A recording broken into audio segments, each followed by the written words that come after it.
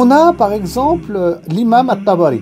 Alors l'imam At-Tabari, il est célèbre dans le domaine du tafsir, il est mort en 310 de l'Hégire, mais il a aussi écrit dans le domaine de la sira, ou plutôt dans le domaine de l'histoire. Ça a été traduit en langue française, on appelle ça les chroniques de Tabari. Les chroniques de Tabari. Dedans, donc, on va trouver des éléments en lien avec la vie du prophète sallallahu alayhi wa sallam, en lien avec les Omeyyades aussi. Donc, il y a beaucoup de faits historiques qui nous sont rapportés par rapport donc à ce qu'il a pu collecter. Et là, il y a plein de choses qui ne sont pas avérées. Il y a des choses qui sont complètement fausses, même aberrantes en fait.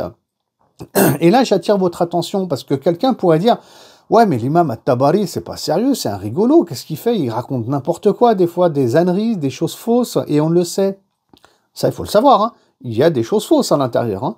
Mais ce qui est problématique, c'est qu'on vienne à juger l'imam At-Tabari par rapport à son savoir, qui est un grand savant de l'islam, qui a fait un travail de tafsir et d'exégèse exceptionnel, et qui est très célèbre. Malheureusement, bon, il n'est pas traduit intégralement en français. Il y a une traduction qui existe en français, j'ouvre une parenthèse, de la Fatiha jusqu'à la sourate Youssouf, mais elle est très très difficile à trouver. Bon, alors, pourquoi Tabari, il relate plein d'événements, mais qu'il y a aussi des choses qui sont complètement fausses? Parce que l'imam At-Tabari, lui, il le dit même, il l'écrit dans son introduction, il a voulu collecter toutes les informations qu'il y avait à son époque sur la vie du prophète, ici, c'est ça qui nous intéresse, Mohammed, sallallahu alayhi wa sallam. Donc tout ce qui se disait. Des fois, il y a des chaînes de transmission, des fois, il n'y en a pas. Donc il a collecté toutes ces informations pour pas qu'on les perde. Et à Tabari, il voulait que, c'était son souhait, que les experts qui s'intéressent à la véracité des paroles du prophète sallam, des faits historiques, les historiens, les experts, c'est eux qui fassent un travail ensuite de nettoyage et de tri entre ce qui est vrai et ce qui est faux tout simplement. Vous voyez? Parce qu'on ne peut pas être partout. On ne peut pas être un savant dans tous les domaines, on ne peut pas travailler sur tous les axes, c'est pas possible. Et à l'époque, comme je disais, il publie pas des livres, c'est pas le but, il n'est pas économique. Donc il fait un travail, et Allah yarda alayhi, vraiment un travail fantastique de collecte d'informations. Ensuite, il passe, comme dans une course au relais, le travail à d'autres savants pour que, Inch'Allah, il fasse un travail de nettoyage par rapport à ce qui est vrai, ce qui est faux. Bon, maintenant, ce travail, il n'a pas été forcément fait. Et c'est là le problème. Et ce travail, ensuite, il a été traduit. Et les gens, ils achètent les chroniques de Tabari et ils lisent la vie du prophète sallallahu alayhi wa sallam. Et là, bon courage. C'est catastrophique. On va se retrouver avec des compréhensions des fois qui sont fausses et en lien avec la sira du prophète sallallahu alayhi wa sallam. Et c'est pour ça, si j'ai un conseil à donner aujourd'hui, c'est qu'avant de lire un livre, il faut quand même se renseigner sur un livre. Un livre, c'est de l'art.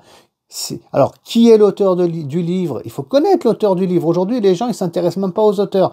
Qui est l'auteur du livre? Pourquoi il a écrit le livre? Est-ce qu'il a atteint son objectif? Au lieu de lire le chapitre 1, commençons par la préface, par la date de publication. Il faut être minutieux.